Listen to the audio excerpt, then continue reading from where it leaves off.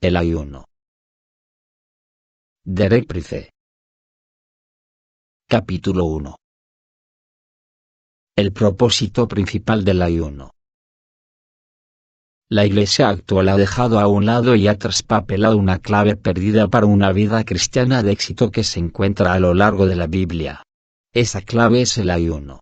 Ayunar, según yo lo definiría, es abstenerse voluntariamente de comida por razones espirituales. A veces la gente no solo ayuna de comida, sino también de agua. Sin embargo, esa es la excepción y no la norma. Abstenerse solo de comida lo vemos ejemplificado en el ayuno de Jesús en el desierto, antes de comenzar su ministerio público.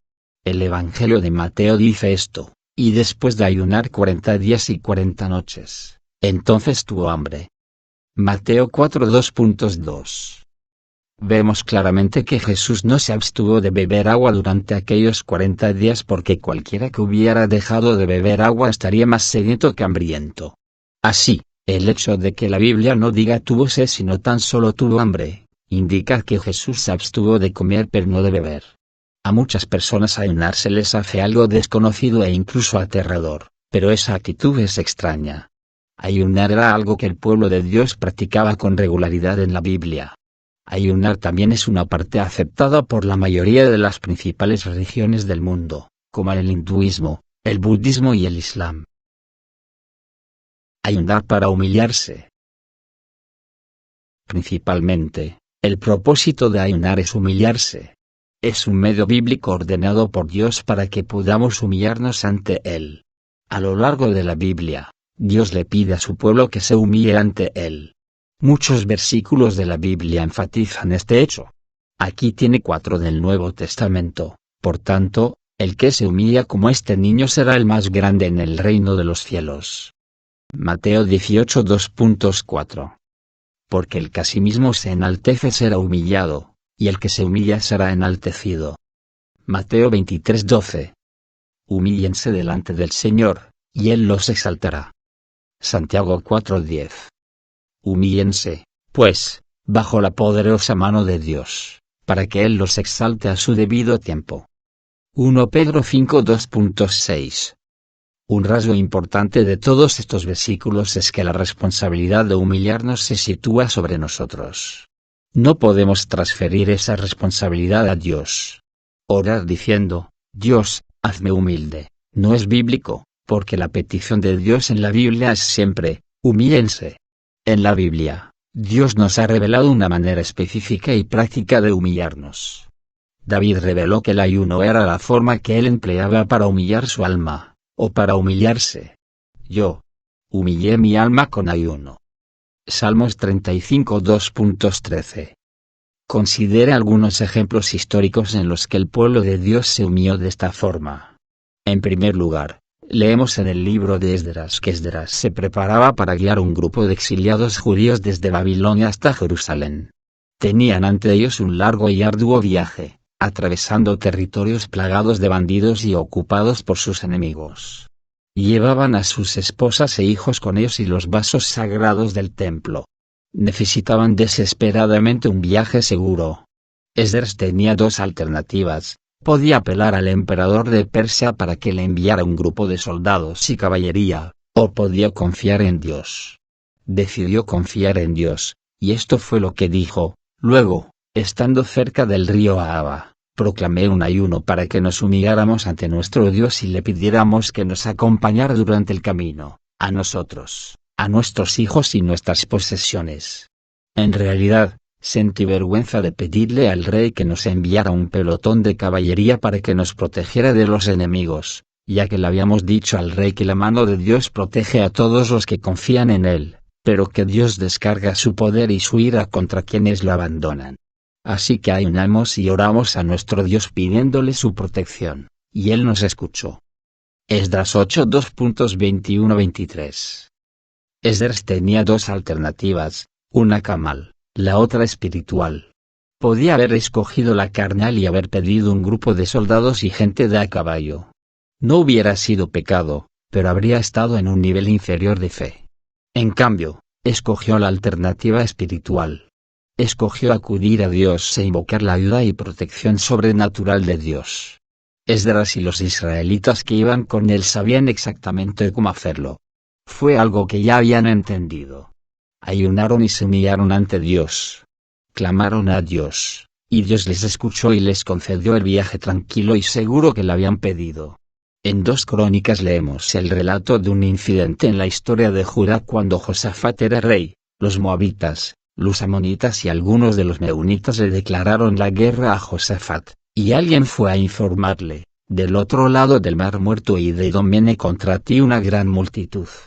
Ahora están en Jafefón Tamar, es decir, en Engadi. Atemorizado, Josafat decidió consultar al Señor y proclamó un ayuno en todo Judá. Los habitantes de todas las ciudades de Judá llegaron para pedir juntos la ayuda del Señor. 2 Crónicas 22.14. Entonces Josafat hizo una oración invocando la ayuda de Dios. En el templo del Señor, frente al atrio nuevo, Josafat se puso de pie ante la asamblea de Judá y de Jerusalén, y dijo: Señor, Dios de nuestros antepasados, ¿no eres tú el Dios del cielo, y el que gobierna a todas las naciones? Es tal tu fuerza y tu poder que no hay quien pueda resistirte.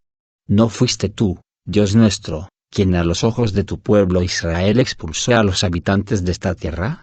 ¿Y no fuiste tú quien les dio para siempre esta tierra a los descendientes de tu amigo Abraham? Ellos la habitaron y construyeron un santuario en tu honor, diciendo: cuando nos sobrevenga una calamidad, o un castigo por medio de la espada, o la peste o el hambre, si nos congregamos ante ti, en este templo donde habitas, y clamamos a ti en medio de nuestra aflicción, tú nos escucharás y nos salvarás. Cuando Israel salió de Egipto, tú no le permitiste que invadiera a los amonitas, ni a los moabitas ni a los del monte de Seir, sino que lo enviaste por otro camino para que no destruyera esas naciones. Mira cómo nos pagan ahora, viniendo arrojamos de la tierra que tú nos diste como herencia. 2 Crónicas 22.5-11. En el último versículo de esa oración, que es muy significativo, Josafat concluyó diciendo: Dios nuestro, ¿acaso no vas a dictar sentencia contra ellos? Nosotros no podemos oponernos a esa gran multitud que viene a atacarnos. No sabemos qué hacer. En ti hemos puesto nuestra esperanza. 2 Crónicas 20:12. Estas son las frases clave: no podemos oponernos y no sabemos qué hacer. Así que tuvieron que acudir a Dios en busca de ayuda sobrenatural, y supieron cómo hacerlo.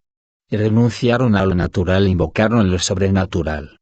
Otro claro ejemplo de la práctica del ayuno en el Antiguo Testamento lo encontramos en las ordenanzas para el día de la expiación, al que los judíos llaman Yom Kippur, y esto os será un estatuto perpetuo. En el mes 7, a los 10 días del mes, humillaréis vuestras almas y no haréis obra alguna, ni el nativo ni el forastero que reside entre vosotros, porque en este día se hará expiación por vosotros para que seáis limpios, seréis limpios de todos vuestros pecados delante del Señor.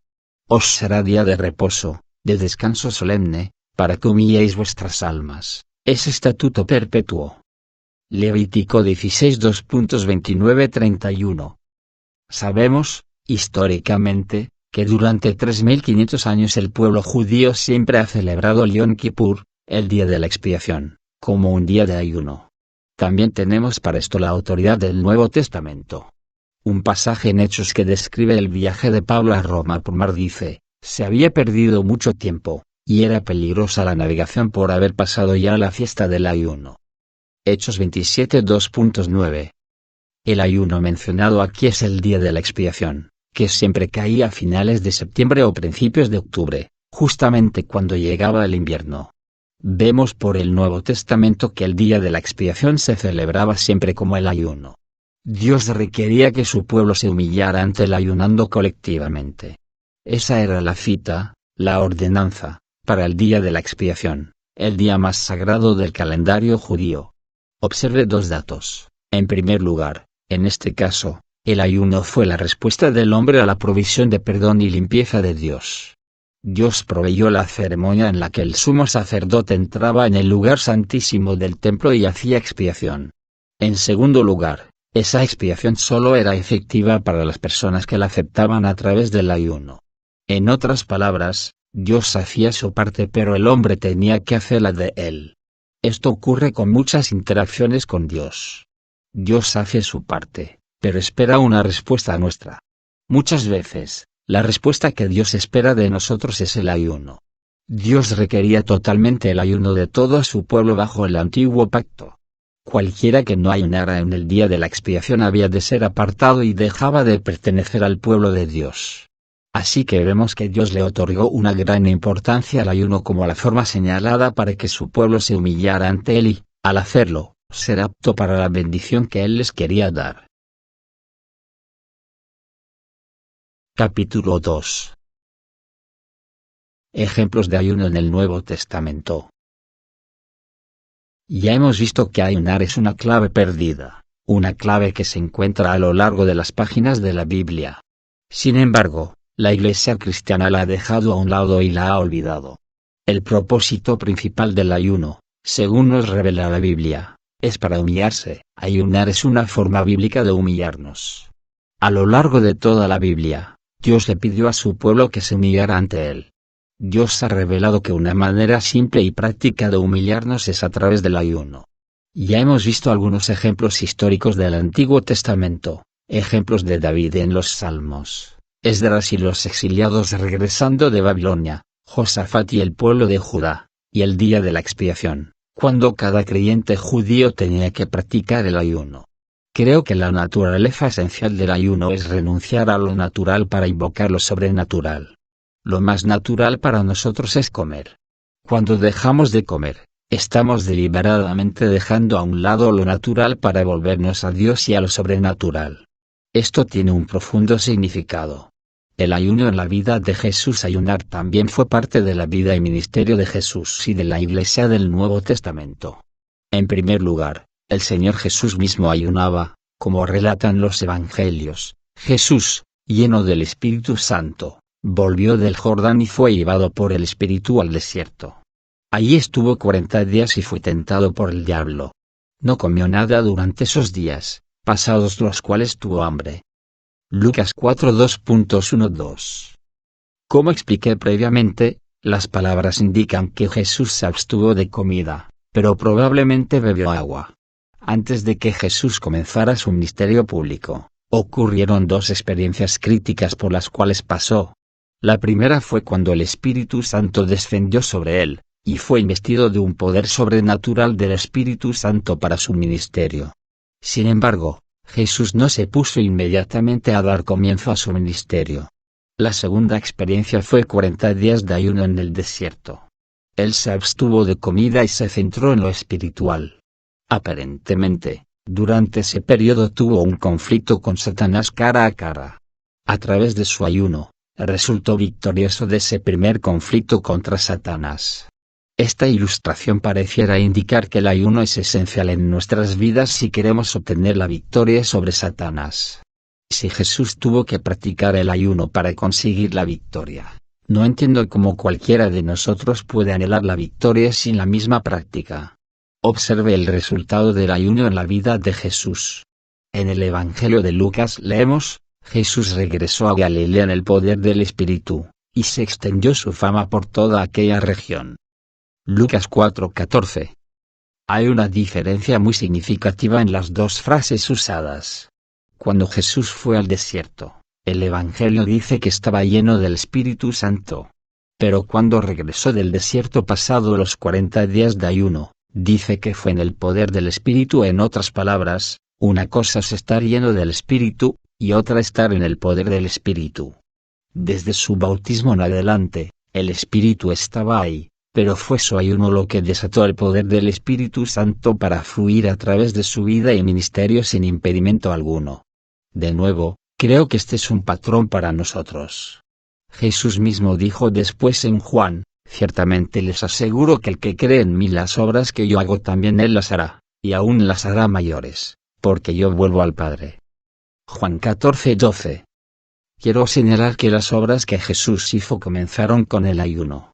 Si queremos hacer las otras obras que él hizo, se me hace lógico pensar que debemos comenzar donde comenzó Jesús, con el ayuno. Jesús también les enseñó a ayunar a sus discípulos. En el Sermón del Monte, Les dijo a sus discípulos: pero tú, cuando ayunes, perfúmate la cabeza y lávate la cara para que no sea evidente ante los demás que estás ayunando, sino solo ante tu Padre, que está en lo secreto, y tu Padre, que ve lo que se hace en secreto, te recompensará. Mateo 6 2.17-18. Jesús promete una recompensa a quienes practican el ayuno de la forma adecuada y con los motivos correctos. Observe una pequeña palabra muy importante. Jesús dijo: cuando ayunes, no dijo: si ayunas. Y si hubiera dicho sí, habría dejado abierta la posibilidad de que no practicaran el ayuno. Pero cuando dijo cuando ayunes, obviamente suponía que ellos practicarían el ayuno. El tema del capítulo 6 de Mateo son 3 tareas cristianas primordiales: dar a los pobres, orar y ayunar. En las 3 ocasiones Jesús usó la misma palabra, cuando, nunca dijo sí. En el versículo 2, dijo: cuando des a los necesitados, y en el versículo 17, dice: cuando ayunes. Nunca dejó abierta la posibilidad de no hacer estas 3 cosas. Él puso dar, orar y ayunar en el mismo nivel. La mayoría de los cristianos aceptan sin cuestionar mucho que es nuestra obligación dar y orar, pero por la misma razón, es igualmente nuestra obligación ayunar. El ayuno en la iglesia primitiva, Jesús no fue el único que ayunó, sino que también lo hacía la iglesia del Nuevo Testamento. En Hechos 13, leemos acerca de la iglesia en Antioquía. En la iglesia de Antioquía eran profetas y maestros Bernabé, Simeón, apodado el Negro, Lucio de Cirene, Manaén, que se había criado con Herodes el tetrarca, y Saulo. Se nombra a 5 hombres. Mientras ayunaban y participaban en el culto al Señor, el Espíritu Santo dijo: apártenme ahora a Bernabé y a Saulo para el trabajo al que los he llamado. Así que después de ayunar, orar e imponerles las manos, los despidieron. Bernabé y Saulo, enviados por el Espíritu Santo, bajaron a Seleucia, y de ahí navegaron a Chipre. Hechos 13 2.14. Los líderes de la iglesia estaban ministrando al Señor y ayunando juntos. En el transcurso de su ayuno, recibieron una revelación del Espíritu Santo de que 2 de ellos debían ser enviados para una misión apostólica especial. Al recibir esa revelación, ellos no los enviaron de inmediato, sino que de nuevo tuvieron que ayunar, orar e imponerles las manos. Después dice que esos 2 hombres fueron enviados por el Espíritu Santo. De nuevo vemos que el ayuno nos transfiere de lo natural a lo sobrenatural. Cuando los líderes de la iglesia salieron del entorno de lo natural por medio del ayuno, tuvieron una revelación y autorización sobrenaturales, y el Espíritu Santo mismo aceptó la responsabilidad de lo que ellos hicieron. Pero el camino hasta ahí se abrió gracias al ayuno colectivo. Cuando Pablo y Bernabé habían emprendido este ministerio, leemos lo que hicieron cuando establecieron a sus nuevos convertidos en varias ciudades en sus iglesias pertinentes. En cada iglesia nombraron ancianos y, con oración y ayuno, los encomendaron al Señor, en quien habían creído. Hechos 14:23. El ayuno no era algo aislado y extraño, sino que los apóstoles lo practicaban regularmente y también se lo enseñaban a sus nuevos discípulos. Las 2 causas principales en la extensión del Evangelio en la iglesia primitiva fueron, en primer lugar, enviar apóstoles y, en segundo lugar, establecer a los nuevos convertidos mediante el nombramiento de ancianos. Es tremendamente significativo que la iglesia primitiva no hiciera ninguna de estas 2 cosas sin primero ayunar y buscar la dirección y ayuda sobrenatural de Dios. En cierto sentido, podemos decir que el crecimiento y la expansión de la iglesia primitiva giraba en torno al ayuno colectivo. Finalmente, queremos leer el testimonio de Pablo sobre su vida y ministerio, recordando que Pablo fue uno de los 2 hombres involucrados en ese incidente. En 2 Corintios, Pablo escribió: más bien, en todo y con mucha paciencia nos acreditamos como servidores de Dios, en sufrimientos, privaciones y angustias, en azotes, cárceles y tumultos, en trabajos pesados, desvelos y hambre. Servimos con pureza, conocimiento, constancia y bondad, en el Espíritu Santo y en amor sincero. 2 Corintios 6 2.4-6. Pablo describe aquí varios aspectos de su carácter y conducta que le marcaron tanto a él como a sus colaboradores como verdaderos siervos de Dios. Entre estos estaban vigilia, estar despierto cuando se podría estar dormido, y ayuno, abstenerse de comida cuando se podía estar comiendo. Vigilia y ayuno son buenos compañeros. Son situados a un lado y a otro de la pureza, el conocimiento, la paciencia, la amabilidad, el Espíritu Santo y el amor sincero. En otras palabras, se nos presentan como parte del equipamiento total de un verdadero siervo del Señor Jesucristo. Creo que Dios aún las ve así en la actualidad. La provisión y los estándares de Dios siguen siendo los mismos que regían para Pablo y la iglesia primitiva. Capítulo 3. Cómo el ayuno nos cambia. Hasta aquí, hemos visto que ayunar es abstenerse voluntariamente de comida por propósitos espirituales. Ayunar es una forma que Dios mismo ha estipulado para que su pueblo se humille ante Él. Jesús mismo practicó el ayuno y les enseñó a sus discípulos a hacer lo mismo. La Iglesia del Nuevo Testamento siguió el ejemplo de su Maestro. Cuando Jesús habló sobre el ayuno, no dijo, si ayunas, sino cuando ayunes, poniendo así el ayuno al mismo nivel que dar a los necesitados y orar. Ahora queremos hablar de la mecánica del ayuno viendo cómo el ayuno cambia la personalidad interior. Lo primero que debemos ver con claridad absoluta en las Escrituras es esto: la capacidad que hace que la vida cristiana sea posible es el Espíritu Santo. Ningún otro poder puede capacitarnos para vivir el tipo de vida que Dios requiere de nosotros como cristianos. No podemos hacerlo por nosotros mismos, con nuestra propia voluntad o fortaleza. Solo se puede lograr dependiendo del Espíritu Santo. Por tanto, la clave para una vida cristiana de éxito es saber cómo liberar el poder del Espíritu Santo en nuestras vidas para que podamos hacer las cosas que no podríamos hacer por nuestras propias fuerzas. Jesús les aclaró esto a sus discípulos tras la resurrección, antes de encomendarles para el ministerio. En Hechos 1:2.8, Él dijo, pero cuando venga el Espíritu Santo sobre ustedes, recibirán poder y serán mis testigos tanto en Jerusalén como en toda Judea y Samaria, y hasta los confines de la tierra. De hecho, dijo, para que puedan hacer lo que les he encomendado, necesitarán un poder mayor que el que tienen en ustedes. Ese poder vendrá del Espíritu Santo. No comiencen el ministerio hasta que el poder del Espíritu Santo haya venido sobre ustedes. Compare esto con las palabras de Pablo en Efesios, donde está hablando principalmente sobre el poder en la oración. Dios puede hacer muchísimo más que todo lo que podamos imaginarnos o pedir, por el poder que obra eficazmente en nosotros. Efesios 3:20. Pablo dice que lo que Dios puede hacer excede con mucho el nivel más alto que podríamos pensar o imaginar, pero depende de que su poder actúe en nosotros. Lo que Dios puede hacer a través de nosotros no depende de nuestro pensamiento o imaginación, sino de que su poder sobrenatural sea liberado en nosotros y a través de nosotros, y ya sea en oración, predicando o en cualquier forma de servicio.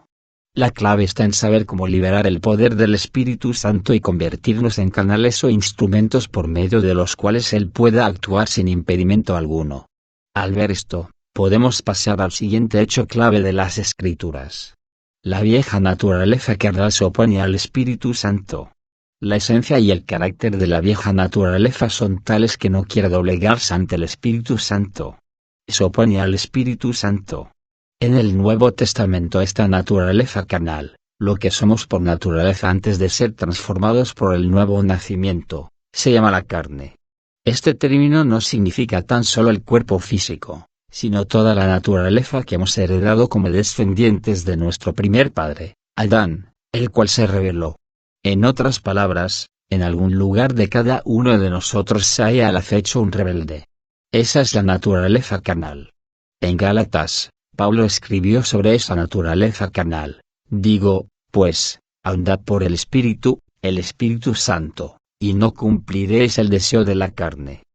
Cada uno de nosotros es dependiente del Espíritu Santo.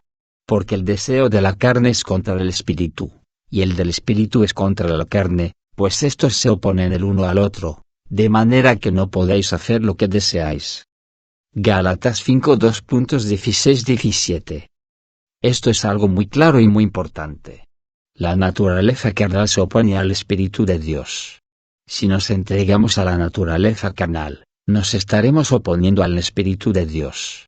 Si queremos entregarnos al Espíritu Santo, debemos tratar la naturaleza carnal, porque mientras la naturaleza carnal nos controle y actúe a través de nosotros, lo que hagamos estará en oposición al Espíritu Santo. Esto es aplicable no solo a nuestros deseos físicos, sino también a lo que la Biblia llama la mente carnal, que es la forma de pensar de la vieja naturaleza carnal no regenerada.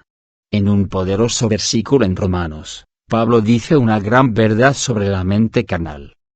La mente puesta en la carne es enemiga de Dios, porque no se sujeta a la ley de Dios, pues ni siquiera puede hacerlo. Romanos 8 2.7. Aquí Pablo usa unas palabras fuertes. Dice que la carne se opone al Espíritu Santo. Dice que la mente carnal está enemistada contra Dios. No existe neutralidad.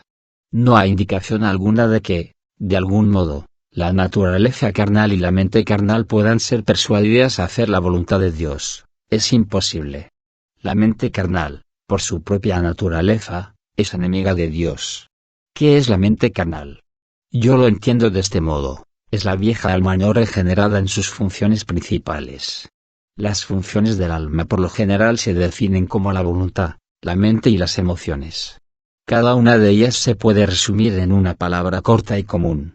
La voluntad dice, quiero; la inteligencia, o la mente, dice, pienso; las emociones dicen, siento. El hombre natural no regenerado está dominado y controlado por estas tres expresiones del ego: quiero, pienso y siento. Así es como funciona la naturaleza carnal. Si queremos someternos al Espíritu Santo, y si el Espíritu Santo ha de operar a través de nosotros con libertad, entonces la naturaleza carnal debe estar sujeta al Espíritu Santo. Debemos someter el quiero, el pienso y el siento al Espíritu de Dios. Según el patrón de Dios en las Escrituras, esto se hace por medio del ayuno. Así es como lo hizo el propio Jesús, como lo hizo también Pablo, y como usted y yo deberíamos hacerlo. Este es el propio relato de Pablo de cómo luchaba con su naturaleza carnal y cómo obtuvo la victoria sobre ella. En 1 Corintios 9, Pablo describe esta lucha en términos de un atleta que va a entrenar para conseguir la victoria. Todos los deportistas se entrenan con mucha disciplina.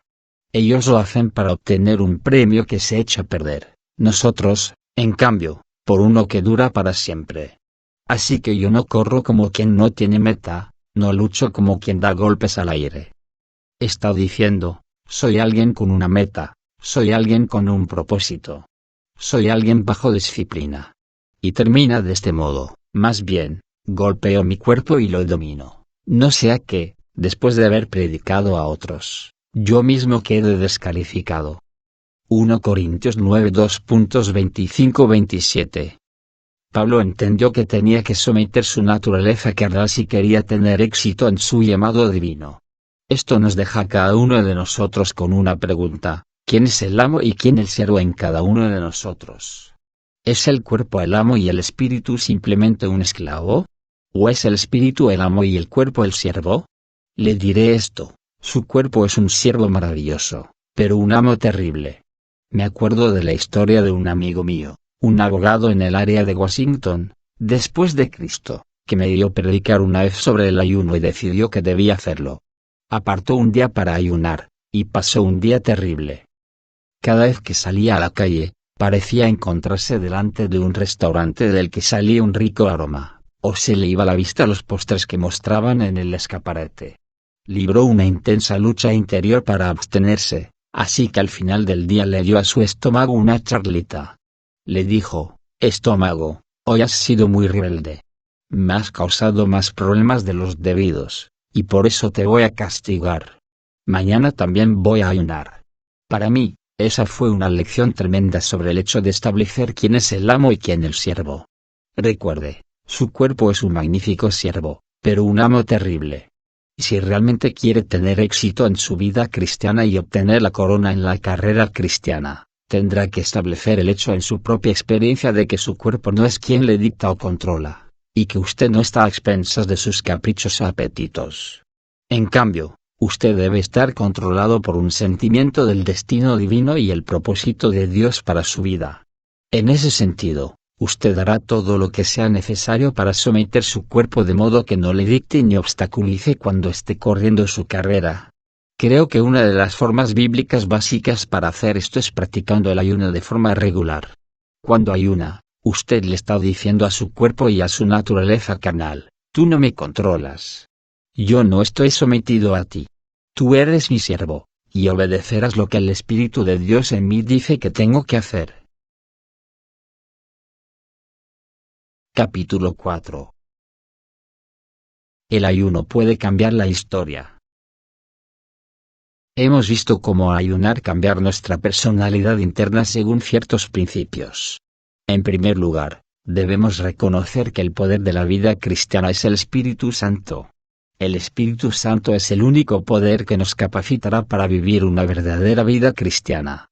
En segundo lugar, debemos reconocer que la carne, nuestra naturaleza carnal, se opone al Espíritu Santo. Son partes opuestas, así que si la carne prevalece, el Espíritu Santo no puede actuar.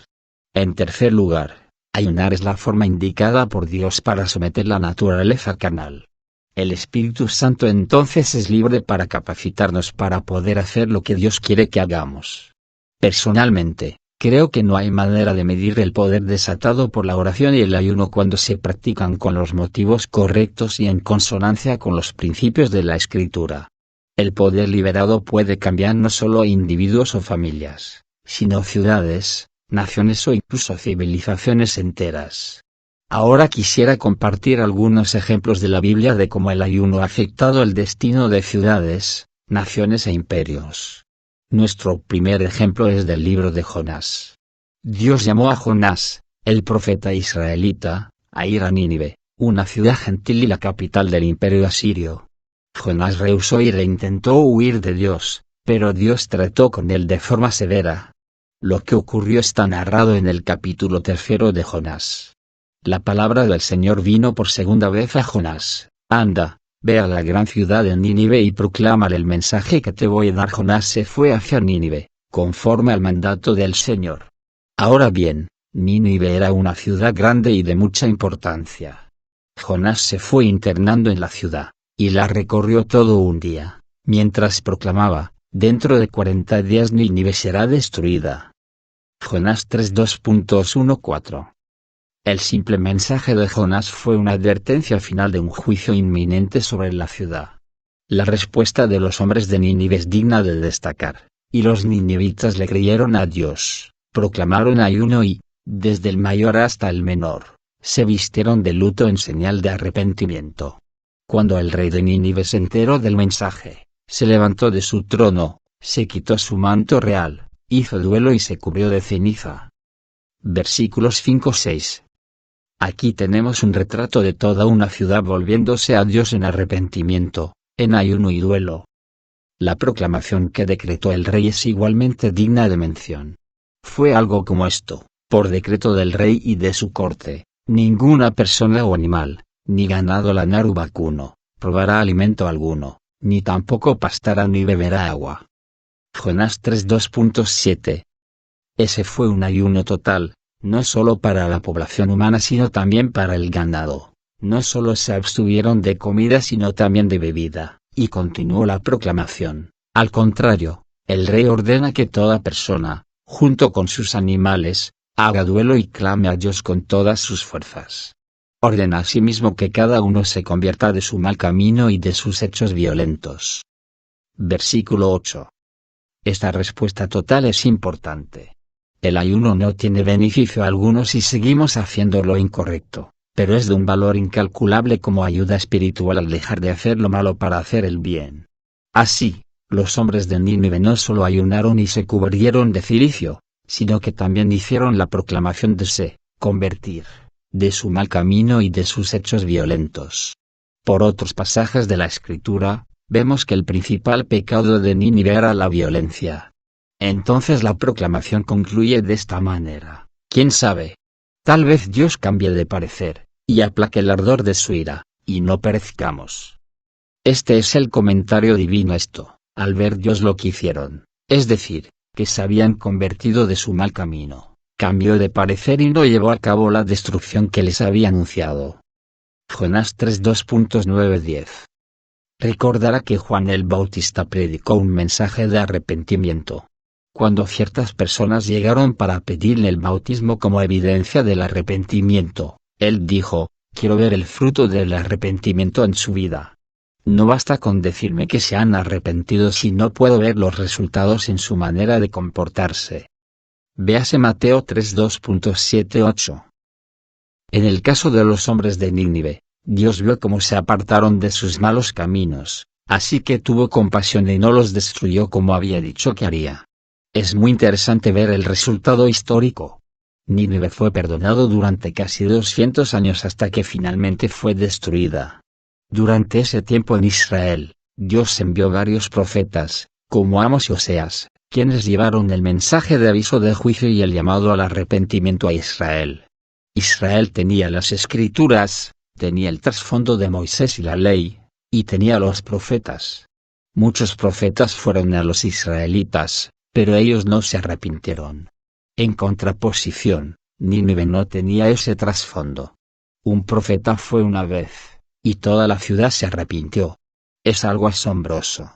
Es una consecuencia interesante que Dios perdonara a Nínive y después usara al imperio asirio, cuya capital era Nínive, para traer el juicio sobre Israel. El juicio de Dios sobre Israel es un aviso, según creo yo, para las naciones occidentales donde tenemos un largo trasfondo de tradición cristiana, conocimiento de las Escrituras y la Iglesia organizada. Podría ser que Dios haya estado hablando, pero nosotros hemos hecho oídos sordos como el pueblo de Israel. ¿Podría Dios enviar a sus mensajeros a alguna nación sin trasfondo cristiano para que se vuelvan a Él, y luego usar esa nación como un instrumento de juicio? ¿Podría una nación como China traer juicio sobre las naciones que profesan ser cristianas si aún no se han arrepentido? ¿Tiene ese mensaje alguna aplicación actual para nosotros? Tenemos un segundo ejemplo de cómo cambió la historia al practicar el ayuno, el cual se encuentra en el libro de Esther. El pueblo judío se encontraba en el exilio en el Imperio Persa, que estaba formado por 127 provincias que cubrían el mundo antiguo conocido, desde Egipto hasta la India. Prácticamente todos los judíos que había en el mundo vivían en aquella época dentro de los confines del Imperio Persa. Un hombre llamado Amán había obtenido una gran posición política y poder en el Imperio Persa, y cierto día persuadió al rey para que dictase un decreto universal para destruir en cierta fecha a todos los judíos que vivieran en los confines de su imperio. Esa fue probablemente la vez que más cerca se estuvo de exterminar por completo a la nación judía en cierto modo, casi más cerca que con Adolf Hitler en la Segunda Guerra Mundial. Fue una crisis como nunca antes había experimentado Israel en toda su historia. Su respuesta a esta crisis fue acudir a Dios con ayuno y oración. En particular, la reina Esther, que era judía aunque el rey no conocía su trasfondo racial, dio un ejemplo que se convirtió en un patrón para todas las siguientes generaciones acerca del poder de la oración y el ayuno para producir una intercesión que cambie la historia. Esta es la descripción que hallamos en Esther. Esther le envió a Mardoqueo esta respuesta: ve y reúna a todos los judíos que están en Susa, para que ayunen por mí. Durante 3 días no coman ni beban, ni de día ni de noche. Yo, por mi parte, ayunaré con mis doncellas al igual que ustedes. Cuando cumpla con esto, me presentaré ante el rey, por más que vaya en contra de la ley. Y si perezco, que perezca. Entonces Mardoqueo fue y cumplió con todas las instrucciones de Esther. Esther 4:2.15-17. El pueblo judío sabía lo que hacer, ya que había sido establecido en la ordenanza del día de la expiación. Ellos sabían que la forma de humillarse ante Dios era el ayuno. Todos los judíos de la capital de Susa, comenzando por Esther, apartaron 3 días de oración y ayuno. ¿Cuál fue el resultado? En Esther leemos estas palabras: al tercer día, de ayuno y oración, Esther se puso sus vestiduras reales y fue a pararse en el patio interior del palacio, frente a la sala del rey. El rey estaba sentado ahí en su trono real, frente a la puerta de entrada. Cuando vio a la reina Esther de pie en el patio, Se mostró complacido con ella y le extendió el cetro de oro que tenía en la mano. Entonces Esther se acercó y tocó la punta del cetro. El rey le preguntó, signo de interrogación abierta: ¿Qué te pasa, reina Esther? ¿Cuál es tu petición? Aun cuando fuera la mitad del reino, te lo concedería. Esther 5:2.13.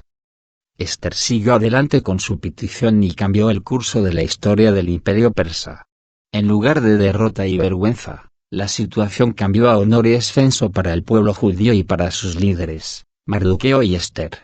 El punto de inflexión crítico fue el periodo de 3 días en el que Esther y todos los judíos de Susa ayunaron y buscaron a Dios. Después, su destino cambió. Cuando Esther entró a ver al rey, él dijo: ¿Qué quieres? Te daré hasta la mitad de mi reino. En otras palabras, la oración y el ayuno abrieron la puerta para todo lo que Esther podía necesitar para su pueblo. Esther es un hermoso patrón para nosotros hoy. Dios está buscando hombres y mujeres como Esther que entiendan la crítica naturaleza de nuestra situación y se vuelvan a Dios con los demás creyentes en oración y ayuno. La oración y el ayuno pueden provocar la intervención divina en favor de su pueblo y de la crítica situación que vive el mundo actual, al igual que ocurrió en los días de Esther. Dios está hablando a su pueblo con urgencia en estos tiempos acerca de la necesidad de la oración y el ayuno. Capítulo 5. Preludio a la lluvia tardía. Hemos visto el increíble poder que se libera por medio de la oración y el ayuno cuando se practican con los motivos apropiados y en consonancia con los principios de las Escrituras. El poder así desatado puede cambiar no solo a individuos y familias, sino ciudades enteras, naciones y civilizaciones. Dos ejemplos bíblicos e históricos de esto son la ciudad de Nínive en tiempos de Jonás y la raza judía en el imperio persa en la época de Esther. En ambos casos, el curso de la historia se vio alterado radical y permanentemente cuando un grupo de personas se humillaron ante Dios por medio de la oración y el ayuno. Sin embargo, no deberíamos ver este tipo de demostración del poder de Dios para cambiar la historia como algo que quedó limitado al pasado. Es posible, por los mismos medios de la oración y el ayuno, que nosotros provoquemos la intervención de Dios en la historia en la actualidad de forma tan poderosa y drástica como las que hay registradas en la Biblia. Es tanto una necesidad abrumadora como una posibilidad gloriosa. De hecho, creo que Dios está esperando que lo hagamos. Para poder entender lo que Dios espera de nosotros en este sentido, iremos al profeta Joel. Joel nos da un resumen corto pero exhaustivo de los propósitos de Dios para su pueblo en estos últimos tiempos. Joel comienza con una escena de un gran desastre y desolación. Joel 1:2.8-12 nos da un retrato de una situación de desesperación y desánimo. Lamentate como virgen ceñida de cilicio por el esposo de su juventud. Han sido cortadas la ofrenda de cereal y la libación de la casa del Señor. Están de duelo los sacerdotes, los ministros del Señor. El campo está asolado, la tierra está de duelo, porque el grano está arruinado, el mosto se seca, y el aceite virgen se pierde. Avergonzaos, labradores, gemid, viñadores, por el trigo y la cebada, porque la cosecha del campo se ha perdido. La vid se seca, y se marchita la higuera, también el granado, la palmera y el manzano, todos los árboles del campo se secan. Ciertamente se seca la alegría de los hijos de los hombres. Joel 1:2.8-12. Las situaciones de desolación, plaga, desesperación, luto y una ausencia total de gozo, pero Dios entonces revela su remedio a través del mismo profeta en los versículos que siguen. Aquí, Dios instruye a su pueblo: ceños de cilicio, y lamentaos, sacerdotes, gemid, ministros del altar. Venid, pasad la noche ceñidos de cilicio, ministros de mi Dios, porque sin ofrenda de cereal y sin libación ha quedado la casa de vuestro Dios. Promulgad, pregonad ayuno, convocad asamblea, congregad a los ancianos y a todos los habitantes de la tierra en la casa del Señor vuestro Dios, y clamad al Señor. Joel 1:2.13-14. El remedio de Dios es pregonar, o consagrar, un ayuno y después buscar a Dios con oración desesperada. Pregonar significa aquí apartar un tiempo para Dios en el que se ayunará. Dios repite estas instrucciones en el siguiente capítulo de Joel. Aún ahora declara el Señor, volved a mí de todo corazón, con ayuno, llanto y lamento. Joel 2:12. De nuevo vemos que el requisito básico es el ayuno.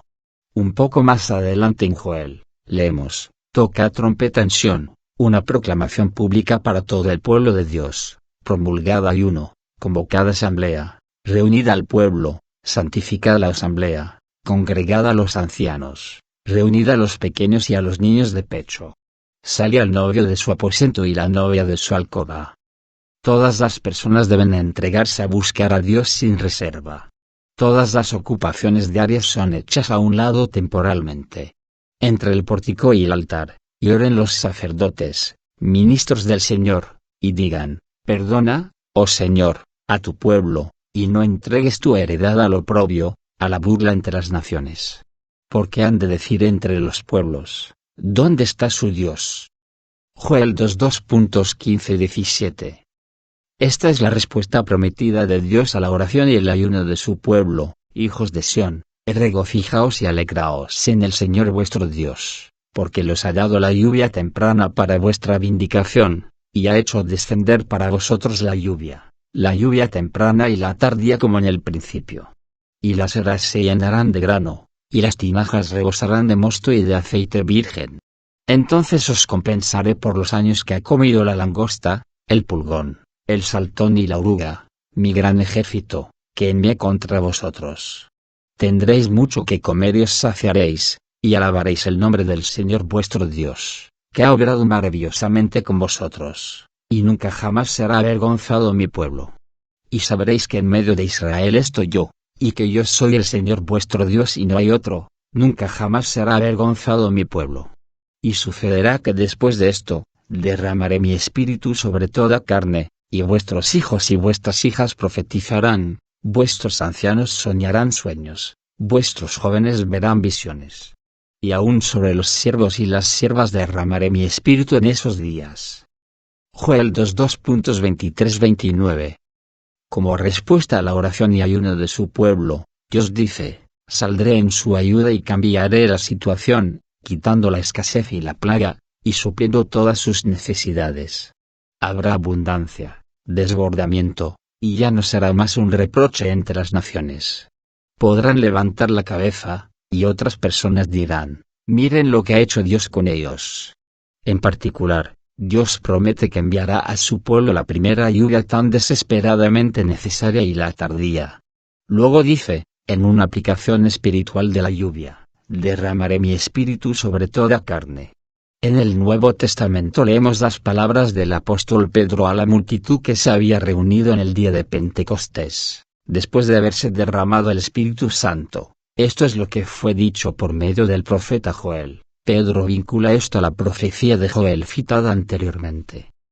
Y sucederá en los últimos días, dice Dios, que derramaré de mi espíritu sobre toda carne, y vuestros hijos y vuestras hijas profetizarán, vuestros jóvenes verán visiones, y vuestros ancianos soñarán sueños, y aún sobre mis siervos y sobre mis siervas derramaré de mi espíritu en esos días, y profetizarán. Hechos 2:16-18.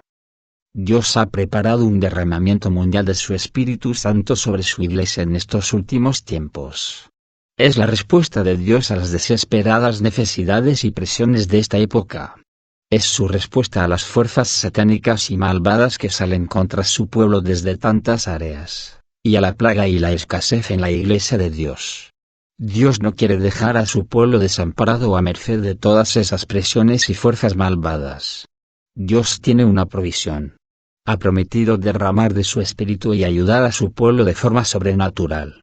Sin embargo, requiere que cumplamos la condición de buscarle con oración y ayuno, de una forma unida y colectiva. Observe la promesa en Joel 2:28, y sucederá que después de esto, derramaré mi espíritu sobre toda carne. ¿Después de qué? Después de haber cumplido los requisitos de Dios. Debemos consagrar un ayuno, convocar una solemne asamblea, buscar a Dios y juntarnos con oración y ayuno. Después dice que Él será fiel a su compromiso con nosotros. Dios dice que vendrá usted en el poder y llenura del Espíritu Santo para cambiar toda la situación. En vez de sentir miedo y derrota, será usted fuerte y efectivo. En vez de mirarle con desdén, el mundo retrocederá asombrado cuando vea cómo Dios ha acudido a ayudar a su pueblo. Al llamar al pueblo de Dios a la oración y el ayuno, el mensaje de Joel otorga una responsabilidad especial a los líderes espirituales de su pueblo. Se destacan 3 clases de personas en más de una ocasión para hacer mención especial de ellos. Son los sacerdotes, los ministros y los ancianos. Por ejemplo, en Joel 1 2.13-14, encontramos: ceños de cilicio, y lamentaos, sacerdotes, gemid, ministros del altar. Promulgad ayuno, convocad asamblea, congregad a los ancianos. Aquí el énfasis está en los sacerdotes, ministros y ancianos. En Joel 2 2.16-17, las instrucciones de Dios son: reunid al pueblo, santificad la asamblea, congregad a los ancianos. Entre el pórtico y el altar, y oren los sacerdotes, ministros del Señor. Hay una gran necesidad de hombres de Dios en el liderazgo que, con su ejemplo, le muestren al pueblo de Dios este patrón de oración y ayuno colectivo para buscar la intervención de Dios a favor de su pueblo. Esto es aplicable a la nación en la cual vivimos. Necesitamos volver a ver la verdad de ese versículo tan conocido en 2 Crónicas: si mi pueblo, que lleva mi nombre, se humilla y ora, y me busca y abandona su mala conducta, yo lo escucharé desde el cielo, perdonaré su pecado y restauraré su tierra. 2 Crónicas 7:14. Creo que es un mensaje para nosotros en estos tiempos. Dios nos está diciendo nuevamente que Él intervendrá a escala nacional. No solo se mostrará fuerte en las vidas de los individuos y las familias, sino también en las ciudades, comunidades, regiones y naciones enteras. El tipo de intervención del que Dios habla en 2 Crónicas 7:14, requiere que su pueblo cumpla los requisitos. La primera condición es: si mi pueblo se humilla. Hemos visto en el transcurso de este estudio que esto significa ayuno y oración colectivos. Desde el día de la expiación en adelante, esta ha sido la forma establecida para que el pueblo de Dios se humillara ante Él, y la ordenanza de Dios no ha cambiado. Él está esperando líderes que, con humildad, guíen al pueblo de Dios en oración y ayuno conjunto. Entonces Él promete oír, perdonar y sanar la tierra.